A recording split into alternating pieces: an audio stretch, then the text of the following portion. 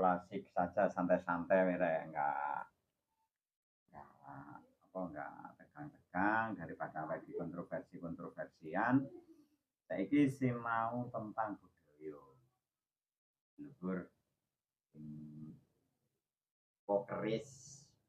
Keris iki sinau keris. Aman siji ra kena keris-keris iki keris. Budaya Jawa. Iki belajar kalian baik. Monggo diperkenalkan Mbah. Ngeten Kang Mas, ngapunten saderengipun yo aja mboten tambah ngono lah. Oh. Masa iya Mbah. Oke. Yo Lah monggo ibarate pripun? yo Kang apa Den ngono. Kang apa Den? Nggih kali sinten iki kersane rencang-rencang niki mengki lek kepanggih pripun? Kang sinten, Nggih. Mbah sinten? Ngoten. Sugeng Rahayu, sugeng dalu. Tepangaken kula nggih asmanipun Kang Mas Suryo.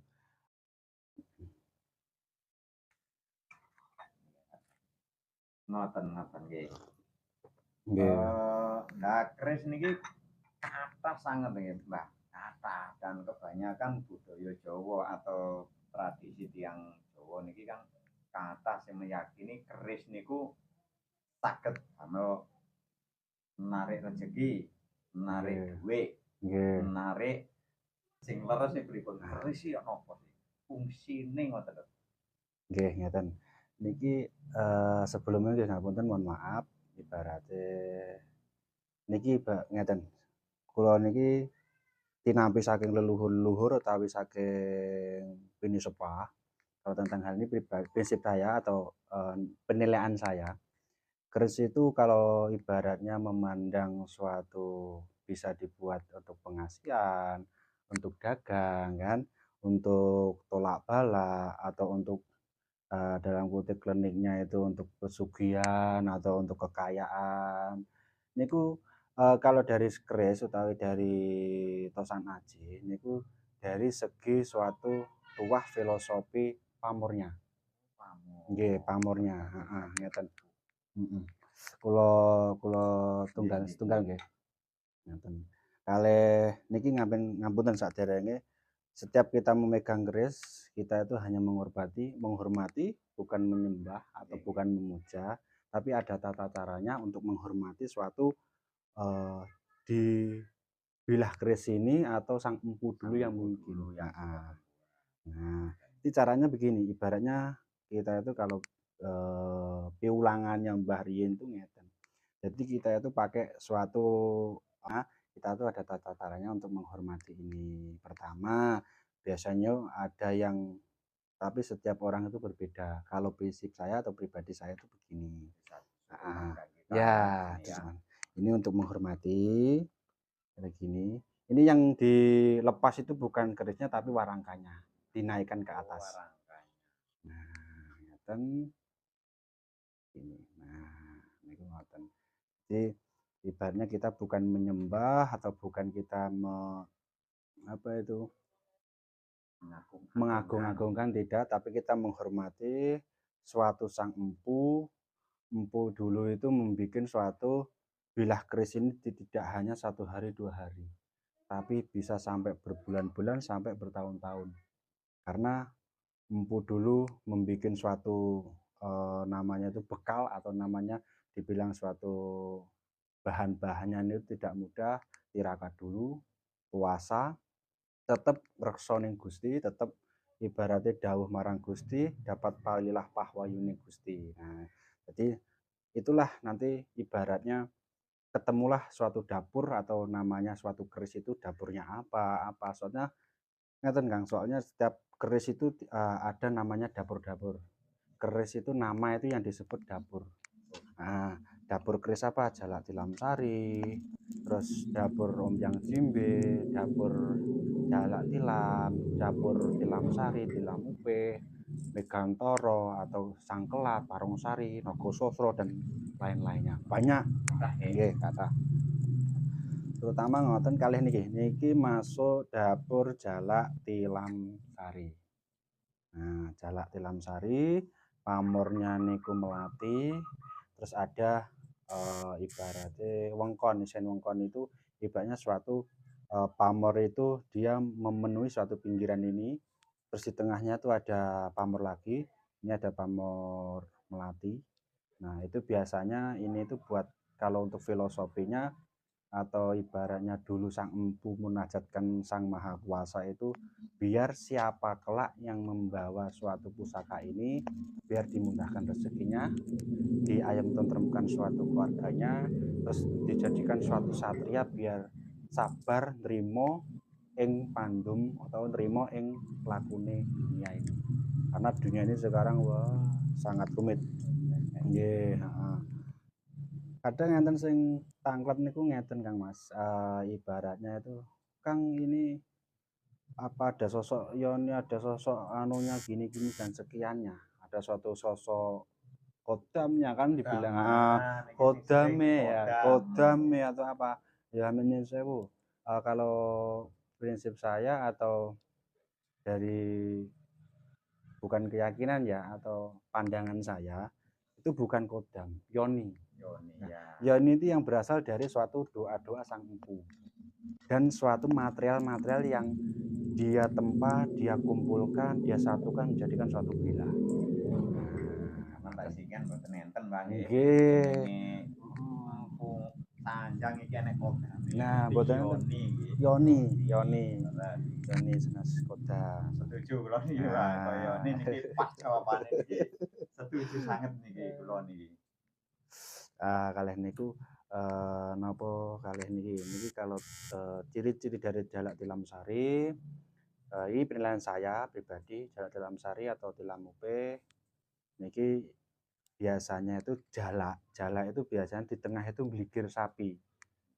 Nah, karena ini masanya sudah masa lama, ini etimasi itu dibilang bukan kita memonis ini tangguh ini tidak. Etimasi itu siapa ibaratnya kalau bahasa anunya itu eranya di era Mojo, Singosari, Mataram itu. Jadi ibaratnya ada era-eranya. Jadi ya gini sampai apa itu berkarat, nggak kelihatan berkarat. Terus karena biasanya ada yang nampak warangan, nampak pamornya itu yang bagus itu diwarangi biar kelihatan suatu pamornya itu tadi, Biar nampak jelas ya. biar nampak jelas Untuk perawatannya. untuk perawatannya. Nah gitu. Oke, lanjut Mbah. Sing niki kan kathah niki. Di Nggih. antara sing niki sing paling lami niku sing pundi? Paling lami mungkin kados wae kan Sanjang era-era ngoten sing paling lami niki sing pundi? Niki dari segi fisik ini kalau warangkanya lama, tapi kalau ini namanya pendok. Yang buat selontongnya atau buat apa ini? Buat untuk membungkus suatu warangkanya namanya pendok. Nah, ini memang apa itu? Baru, tapi kalau warangkanya ini lama. Ini paling lama ini. Dari segi keutuhannya nanti bilahnya keutuhannya dari segi suatu teksturnya nanti dilihat. Oke. Mewah sekali ya. Korosi namanya ini korosi dulu ya tebal ngoten nggih. Karena dari kemakan usia makan ke era-era zaman dulu sampai ke sini-sini itu bisa Sampai sekecil ini ya. ini estimasi era Singosari Peralihan Mojo ya. Jadi nggih pun berapa abad niku, pun berapa ribu tahun. Nah, ini kemakan usia. Karena dulu orang-orang zaman dulu, era-eranya Mbah Buyut kita dulu, kalau merawat ini kan biasanya dia itu pakai suatu dedak yang makan untuk makan ayam. Nah, itu aslinya bagus untuk menghilangkan apa itu, menghilangkan kerak-keraknya, kotor-kotornya. Cuma nanti akan mengikis suatu bilah-bilahnya ini. Karena apa? Nanti lama-kelamaan dia ada masuk ke pori-pori, kita tidak tahu, kita tidak bersih, kita membilahnya tidak bersih akan merusak suatu bilah. Nah, suatu bilahnya. Lama-lama kalau sudah merusak bilah akan menjadikan suatu korosi, menjadikan suatu tipis. Neyeng lah cara sakniki nggih. Sekarang utuhe ngeten iki nggih, utuhe ngeten iki. Nah, iki pamore singkir sada lanang atau nyingkir. Singkir itu ibaratnya ada suatu kayak garis-garis di bilahnya, ujung lurus, sada lanang itu ada di tengah-tengahnya itu gelarit seperti kayak apa ya, benang. Benang LED benar. Gitu. Ini paling lama, paling tua. Ini juga ada paling lama, paling tua. Ini yang saya suka juga ini. Semua nih kerisnya Ya, ini kalau ini. kita pecinta keris memang sangat ini kalau ya ini Okay. terasa sekali ya energi yang dirasakan terasa sekali. Nah, jadinya sangat terasa. Ini juga. Ini lama juga, cuma ini warangkanya warangka baru dari Cendana, Timoho, bentuknya bentuk lama. Lawasan. Ini juga lama ini. Ini ada ciri khas empu yang terkenal di era zaman dulu sampai sekarang pun terkenal dan banyak diburu kolektor, banyak diburu para pencinta tosak naji, banyak diburu para pecinta-cinta yang suka-suka dengan hal-hal suatu mistik juga, hal kliniknya juga atau hal kegoiban itu juga. Ini yang dicari-cari itu.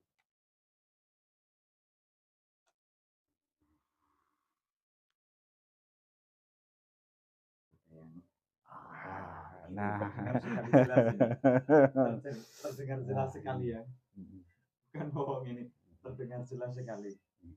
Nah, ini ada ciri khas tertentu. Ada yang agak naik, ada butir-butir ya. Nah, terus ini ada ciri khasnya dari Empu Jigjo. Nah, Empu Jigjo itu dari eranya terkenal dari Mojopahit. Dari itu terkenal Empu Jigjo itu, dan ciri khasnya Empu Jigjo itu dia peksinya itu pesi gapit. Nah, saya lihat ini berbeda kan? Berbeda, tidak ada, ya kan? Ya, tertutup lah, ini ada. Nah, ini ada. Nah, Empu Jigjo itu gapit. Agak gelap ya. Nah, ini sepuh, banyak dicari kolektor-kolektor atau banyak dicari orang-orang yang suka mistik atau orang-orang yang laku spiritual atau laku-laku suatu digdayan, laku-laku yang dia ingin capai semisal suatu kerohanian kebatinannya, ini yang dicari. Yang mau sing gelem iki di sini nanti tak kasih alamatnya ya, alamatnya Kang Suryo alamnya, nanti kita bincang-bincang asik nanti boleh hubungi saya, boleh typing, boleh nanti tak kasihkan alamatnya. Ngoten Bang ya. Nggih. Tahu sekedar tahu nanti juga boleh sini saling sinau, sambang sinambang. Ini aslinya loknya itu lok 7. Ya, 1, 2, 3, 4, 5, 6, 7. Masuk ke Carubuk. Nah, Carubuk itu konon katanya, ini bukan mitos tapi konon katanya dari leluhur dulu, itu suatu ageman pusakanya Eyang Raden Said atau Eyang Sunan Kalijaga. Nah, itu ageman. Karena itulah kenapa dicari sosok-sosok yang laku-laku spiritual, pencinta atau laku-laku yang olah kebatinan gitu. Karena perwujudan suatu pusaka ini energinya sangat kuat. Nah, ini kalau kita membahas suatu energi, kita membahas suatu energi aja, tidak membahas suatu sosok yang kodam apa enggak ya toh. Atau yoni yang dihasilkan oleh empu-empunya. Ya, gitu. Soalnya kalau mengulas suatu keris satu aja ini berhari-hari tidak cukup. Satu hari ini wah panjang. Sampai 1 bulan pun kalau membahas suatu keris ini tentang hal suatu loknya, suatu gonjonya itu kenapa ada gonjonya, terus suatu ada kok ada peksinya, kenapa kok diciptakan 7 luk, kenapa diciptakan suatu pamornya ditempelkan pamornya, apa kok ndak gini-gini aja kan gitu. Kok nggak lurus Yo, ngoten nggih. yo lurus kan ada, tapi kok kabeh kok enek sing belok anu. Nah, Nah, itu. nanti kita bahas lagi di part berikutnya yang ingin tahu tentang perkerisan mau luknya, mau panjangnya, mau ukurannya. Nanti kita datang kemari. Nanti tinggal typing tinggal isi di kolom komentar. Mas Serban Hitam, saya mau tahu tentang Yoni dari Keris. Nanti kita cari lagi kakang masnya, atau nanti mau bahas apa tentang peksinya ya kita bahas berikutnya di lain waktu. Tetapi untuk saat ini saya ingin fokus atau belajar tentang satu-satu keris, meskipun nggak semuanya, yang penting kita sedikit banyak tahu tentang budaya keris dari leluhur itu seperti apa. Nah, ini enten sing setunggal malih niki Mbak. Niki tasih umbah lagi ya. Kang Suryo masih ada lagi satu ini. Ini dari Mbah Buyut saya dulu pribadi, Mbah Buyut pribadi saya. Oh, teman pribadi Ya, ya. teman pribadi dari tinggalan leluhur. Ini kita ada suatu ageman yang bisa membedakan, yang bisa buat pembelajaran antara jalak tilam sari dan tilam sari-sari. Nah, ini ada. Nah, Suaranya juga ngerek sing gitu. Ini disentil emang ting, karena bahannya itu berbeda. Yang luar biasa ya, pilihan betul kalau untuk kita dulu. Dan tempaannya itu 1000 lipat bisa lebih. Dan itu pun dibakar dengan api yang berapa derajat gitu. Dan di luar negeri pun emang sudah meyakini bahwasanya Indonesia itu hebat karena apa? Besi yang bertumpuk-tumpuk terus cuma hanya dilebur dengan suatu api yang sebegitu berapa derajat bisa lebur, bisa menjadikan suatu wilayah ini. Padahal di luar negeri itu pun untuk pakai suatu alat canggih pun belum bisa memadai dengan suatu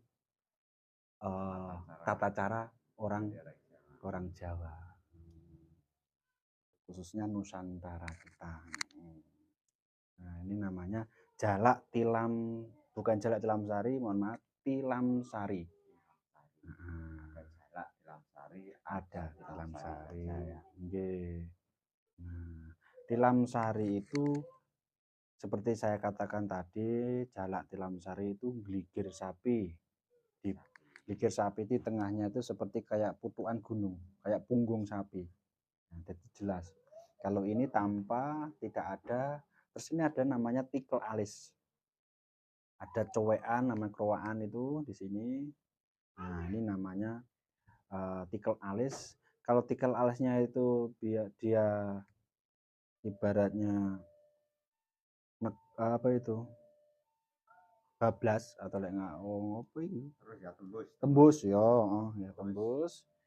Iku namanya tilam sari. Tapi kalau dia tidak tembus, ibaratnya dia berhenti, namanya itu tilam upe. Itu boleh Mbah, ini sakit kalau cekal Mbah. Monggo sakit, monggo. Mati bisa membedakan. Ya kayak yang tembus memang saja, ini tembus, itu nggak tembus. Gitu ya. Karena ya, kalau lek nyekel keris ngeten iki kaya Raden kula ngene. Soalnya gini Mas, kalau tentang suatu yoninya atau suatu kegoibnya atau suatu karomahnya, keris itu sudah membawa yoni merbawani. Nah, merbawa. Ah, ini Mas. Kami sing pinter agak iso ya. Niwabani. Wibowo terus lek masuk Cirebon Jawa ini ngarani merbawani. Nah, berwibawa atau merbawani. Nah, ngoten. Bahasa harus dipahami. Ngoten niku. Lek ngeten, lek wibawa, kewibawaan, terus wibawa, itu suatu ibaratnya, petunjuk, dalam arti gini, kita semisal jual suatu ajimat, terus kita dikasih tahu orang, ini tuahnya kewibawaan, ya kan, terus ini tuahnya, suatu digdaya, nah gitu. Tapi kalau tentang nama ibaratnya Jawa nih, nah, versi saya, merbawani itu ibaratnya sesuatu benda kalau kita pegang, membuat kita merasakan suatu energi yang berbeda, berarti namanya itu, kita itu memegang pusaka itu sudah mendapat suatu perbawa atau merbawani. Nah, makna kadang ada yang orang bilang itu, ibaratnya orang lurah atau ibaratnya suatu perangkat desa, Pejabat. pejabat, itu kalau bawa pusaka atau dia punya pusaka, terus ada kata-kata yang bilang, "Wah, ini pusakamu merbawani rek." Bukan, "Wah, pusakamu ini kewibawaan," ya kan tidak.